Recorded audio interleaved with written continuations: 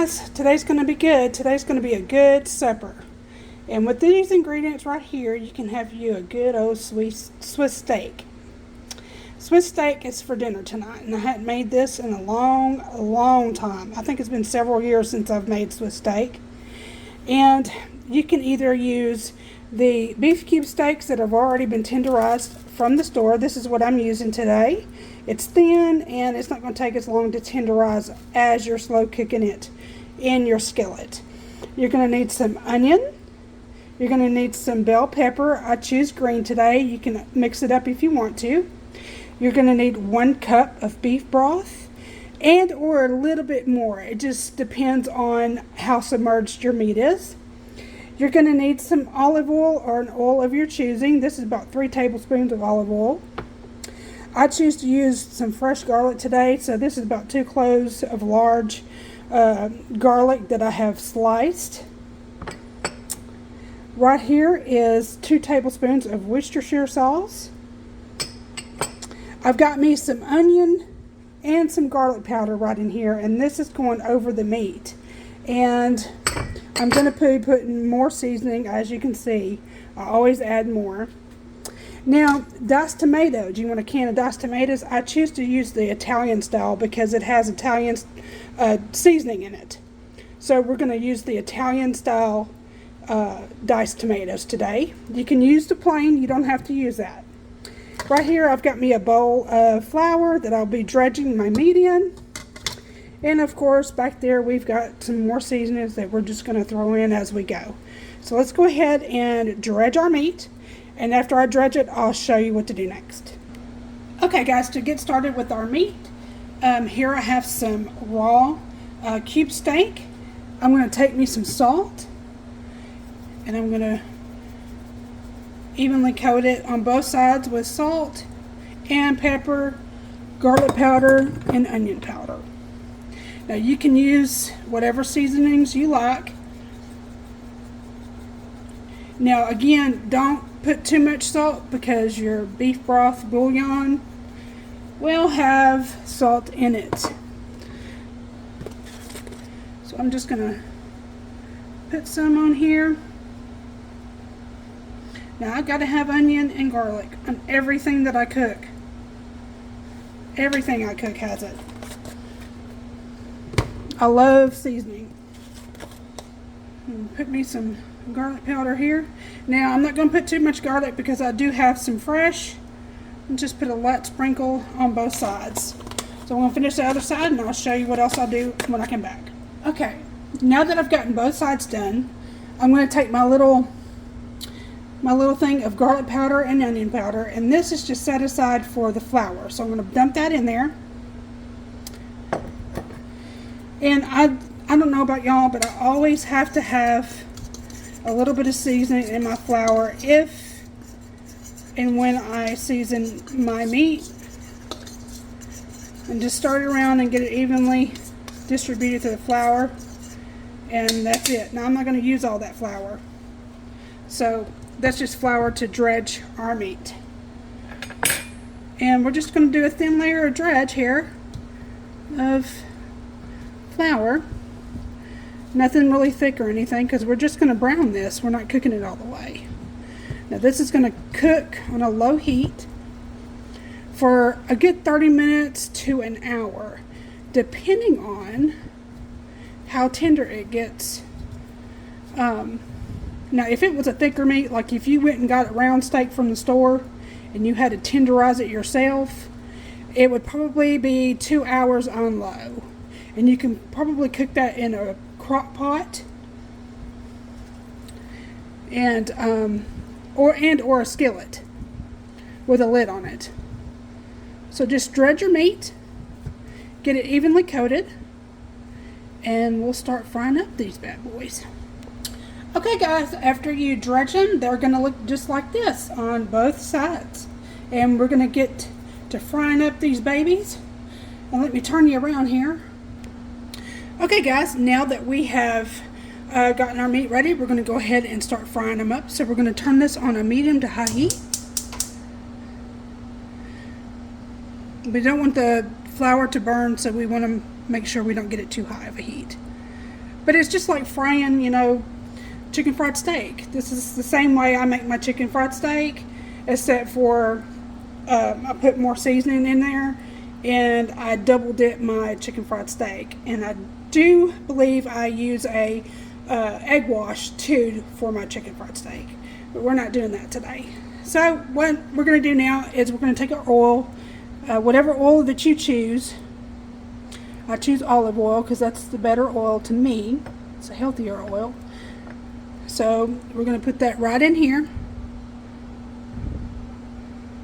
Okay, we're going to get that nice and hot. And then we're going to start putting in our chicken fried steak. Okay, I do believe that is hot enough, so I'm going to go ahead and test it out. Kind of give it a little shake. Yeah, it's ready, so we're going to put our chicken fried steak down in there. Y'all know me, I like to cook in my cast iron as much as possible because it just brings out the flavor in your food, and it's just the best thing ever. So I encourage everybody, if you don't have a cast iron skillet or a cast iron Dutch oven, you need to get you one. I know sometimes, you know, people get kind of agitated because they got to take care of it. You got to season it. Make sure you wash it good with no soap. I know that sounds kind of strange, but if you wash it with soap, then you're going to take all of your seasoning off of your cast iron. Okay, so we're going to go ahead and brown all of these. I have 2 of them that I got to reserve for my son because he is picky and he doesn't eat tomato. So he loves chicken fried steak by itself, so I'm going to go ahead and reserve him 2 of them. So if you're wondering why 2 of them is not in the pan, then that's why. So we have 6 chicken fried steaks here, and we're going to go ahead and brown these. And I'm going to take them out of the pan and put them to the side. And then we're going to make our other stuff to go with it. So let me go ahead and brown these all up, and I'll show you what to do next.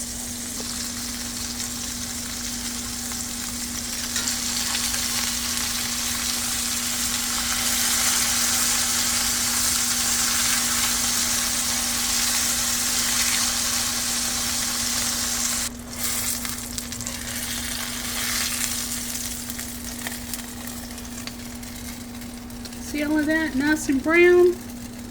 Now that we got it nice and brown, we're going to put it in the side, and in the same pan,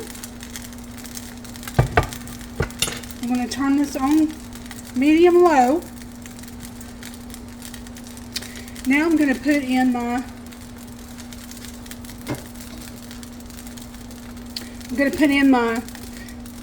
green bell pepper and my onions.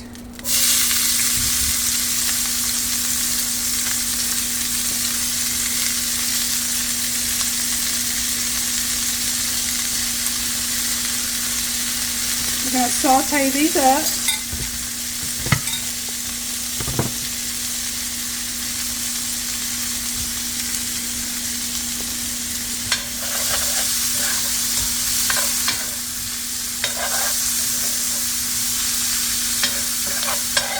I like to scrape the bottom of the pan if you have any seasonings or flour down in there,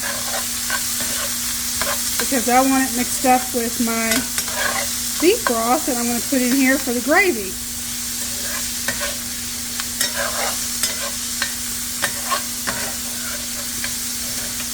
And you're going to cook these up just for a few minutes, about 2 to 3 minutes. Okay, these have been cooking for about 2 to 3 minutes now. They're getting nice and caramelized in there. So now I'm going to put in my garlic. This is fresh garlic. This is 2 big cloves of garlic that I've sliced. Put that in there. Get that down in that grease and start cooking that. Now only cook your garlic for about a minute or two. Make sure your heat is on medium low. We don't want to burn our garlic.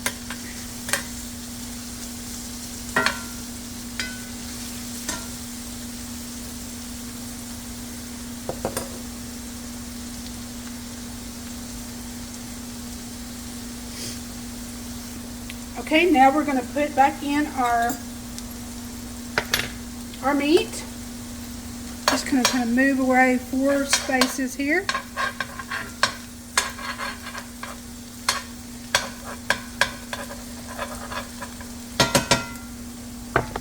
We're going to put in our meat that we have browned.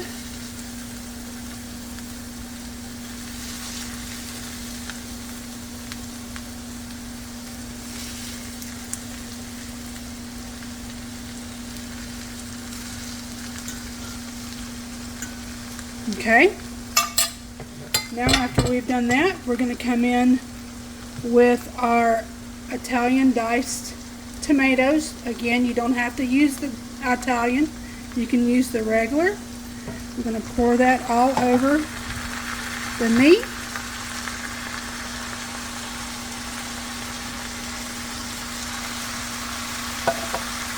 Then we're going to come in with our 2 tablespoons of Worcestershire sauce. I'm going to pour that all over the meat. Oh my gosh, you should smell it, guys. It smells so good in here. Now I'm going to come in with a little bit more salt. Just a little bit. We're going to come in with some more pepper. Okay. Now a little bit more of onion powder. I know I have onions in here. It's okay. You can't go wrong with onion powder. And a little bit, just a hair, maybe a pinch of the garlic powder. And last but not least, our 1 cup of beef broth. Now this is Knorr beef broth. I use the bouillon, and you're going to pour it and submerge your meat.